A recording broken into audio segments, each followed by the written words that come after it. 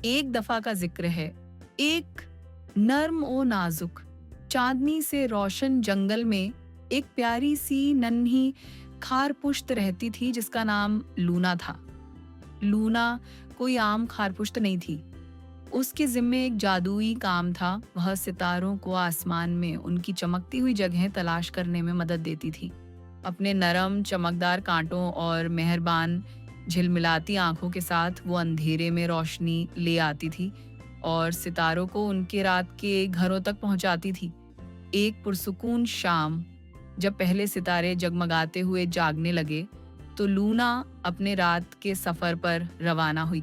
एक टोकरी के साथ जो ख्वाबों के धागों से बनी हुई थी, वो नींद में डूबे हुए सितारे चुन रही थी जो जंगल की जमीन पर आ गिरे थे, जिनकी मध्यम रोशनी ख्वाब आलूद और धीमी थी। चलो तुम्हारी जगह आसमान में तलाश करें।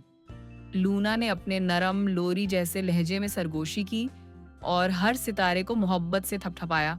जब वो नरमी से झूमते हुए दरख्तों के बीच चल रही थी, ठंडी रात की हवा ने उसके गालों को गुदगुदाया और चंपेली और शबनम की महक अपने साथ ली फिर रही थी। उसके गर्द जंगल एक चांदनी सी चमक में नहाया हुआ था, जहां खंभियां आहिस्ता आहिस्ता सरसराते पत्तों की धुन में मध्यम साज छेड़ रही थीं। उस रात लूना ने फैसला किया कि वो सरगोशी करती हुई पहाड़ी की तरफ जाएगी। एक ऐसी जगह जिसके बारे में वो अक्सर सोचती थी कि वहां राज और नगमे छुपे हुए हैं। अरे, हेलो लूना, एक गहरी सरीली आवाज ने कहा जब वो पहाड़ी पर पहुंची। लूना ने ऊपर देखा तो एक नरम दिल ड्रैगन को पाया, जिसका नाम एम्बर था, जो बादलों के दरमियान आराम से बैठा हुआ था। एम्बर अपने कौस व कजह जैसे परों के लिए मशहूर था, जो रात के आसमान पर रंगों की तस्वीरें बनाते थे। उसकी सांस से ऐसे ख्वाबों जैसे बर्फ के गाले निकलते, जो आहिस्ता आहिस्ता जगमगाते हुए हवा में तैरते। शाम बखेर एम्बर, लूना ने चांदनी जैसी नरम आवाज में कहा। क्या तुम आज रात आसमान को रंगों से सजा रहे थे? यकीनन मैंने ऐसा ही किया, एम्बर ने जवाब दिया और अपने परों को हिलाया, जिससे जामुनी और सुनहरी रोशनियों की लहरें रात के आसमान पर रक्स करने लगीं। जब वो बात कर रहे थे, लूना ने अपनी टोकरी में एक चमकती हुई रोशनी को देखा जो बाकी सबसे ज्यादा रोशन थी। ओह मेरी जान, उसने छोटे से सितारे से सरगोशी की। तुम्हारी तो आज रात आसमान में कोई बहुत खास जगह होगी। एम्बर झुककर करीब आया। आओ नन्ही सींच, मैं तुम्हारी मदद करता हूँ, वो धीमी गूंजती हुई आवाज में बोला, और अपने परों की एक नरम जंभिस से उसने तारों की लकीरों से बना एक बादलों का जहाज तख्लीक किया। लूना एहतियात से उस पर चढ़ गई, अपनी टोकरी मजबूती से थामे हुए। वो दोनों सुकून और खामोशी के साथ रात के आसमान पर तैरते गए, चांदी जैसे चांदों और चमकते हुए तारों के रास्तों के दरमियान से गुजरते हुए। नरम हवा ने मध्यम नगमा छेड़ा और नन्हे सींच को रोशनी और गर्मी के एक प्यार भरे गिलाफ में लपेट लिया। लोना ने एक एक करके सितारों को आजाद किया और खुशी खुशी उन्हें चमकते देखती रही जब वो अपने आसमानी घरों तक पहुंचते गए।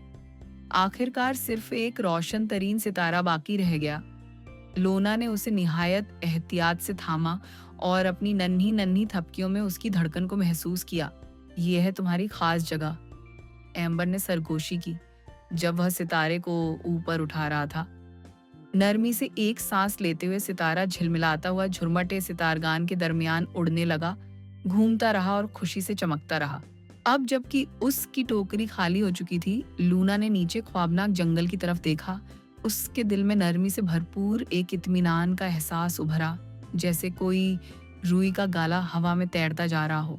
एम्बर ने बादलों की कश्ती को वापस सरगोशियों वाले पहाड़ी किनारे व्हिस्परिंग रिज की तरफ रहनुमाई दी, जहां जंगल की नरम चमक उनका इंतजार कर रही थी।